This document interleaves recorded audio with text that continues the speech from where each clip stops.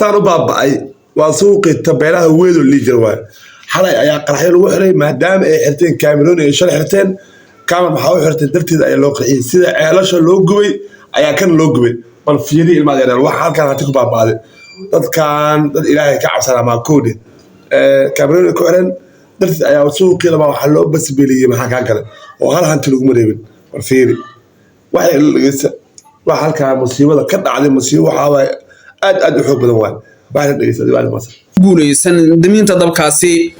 maamulka deegaanka Garasbaaley iyo sidoo kale mas'uuliyiin kale ayaa waxay ku baxeen daminta dabkaasi laakiin ilaa hadda laguma guuleysan maadaama dabku ku faafayo xaafado horle iyo suuqaqa deegaanka tabeelaha Sheekh Ibraahim ee duleedka magaalada Muqdisho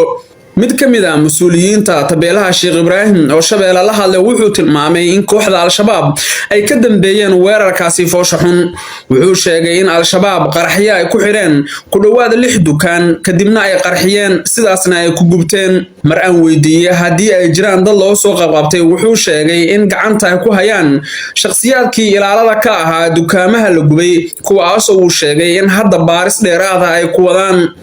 wuxuu sheegay marka dabka damintiisa ay ku guuleystaan inay warfidiyeenka la hadli doonaan laakiin uu xaqiijinayo in maleeshiyaadka Al-Shabaab ay ka dambeeyeen weerarkaasi ma shabaab ka dambeeyay marka suuq oo dhan miyuu wada gubtay mise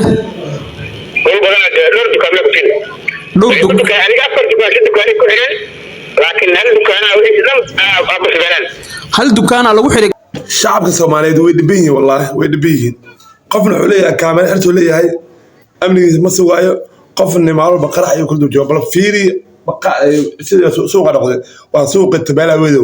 ummadda joogo jirtay ganacsi ka socdo wallahi bila waa lagu soo koobi kara ma aha maanta xalad dab ayaa la qabsiyo waliba qaraxyo ayaa lagu xiray waxa laga dhigay dukundaak waxbuuk hal hanti xataa lama baadin waxa la waayay dadba la waayay iska daacata in wax laga baadiyo eber oo suuqaas qofkii tagay ayaa fahmi kara suuqa inuu ah suuq ganacsi uu tirman ka socdo suuq oo madan ku ah laakiin xaqartay raga ku shaqeysay oo wixina baabi gubay oo maalinta aakhiro xisaabta isugu doonta waxa la yaabay ceelash biyaha kaamera xirteen waa la qarxiyay oo laba suuq ah baa laga dhigay bakaaro kuwa kaamera xirtay waa la qarxiyay antidu waa la baabiyay maadaama waa tii saddexaad dadka wali way dhibiyeen oo shacabka Soomaaliyeed wallahi billahi talaaba dhibaato ay ku jiraan dalka isaga carraan kaliya ayaa u dhiman fiiri dawladdu waxay leedahay kaamera xirtay oo qasab kaameradu waxay xirteen amniga sugu meeso shacabka nooc u fadhiya oo qarxinay 4 bal fiir maanta inta halkan hanti ku baabaaday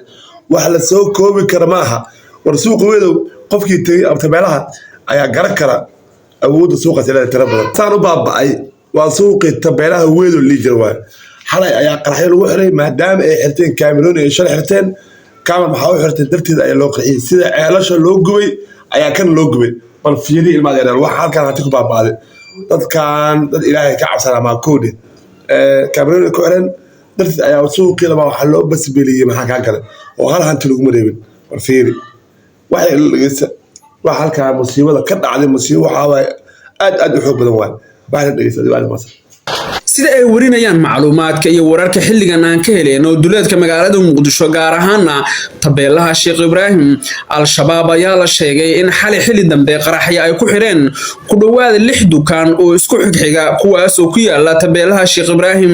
macluumaadka aan helnay waxay tilmaamayaan in dab xoogan uu qabsaday dhammaan goobihii ganacsi ee lagu xiray qaraxyadaasi waxaana ilaa hadda lagu guuleysan daminta dabkaasi maamulka deegaanka Garasbaaley iyo sidoo kale mas'uuliyiin kale ayaa waxay ku baxeen daminta dabkaasi laakiin ilaa hadda laguma guuleysan maadaama dabku ku faafayo xaafado horle iyo suuqaqa deegaanka tabeelaha Sheekh Ibraahim ee duleedka magaalada Muqdisho mid ka mid ah mas'uuliyiinta tabeelaha Sheekh Ibraahim oo Shabeelle la hadlay wuxuu tilmaamay in kooxda Al-Shabaab ay ka dambeeyeen weerarkaasi foosha xun wuxuu sheegay in Al-Shabaab qaraxyo ay ku xireen ku dhawaad 6 dukaan kadibna ay qarxiyeen sidaasna ay ku gubteen mar aan weydiiyay hadii ay jiraan dad loo soo qabqabtay wuxuu sheegay in gacanta ay ku hayaan shakhsiyaadkii ilaalada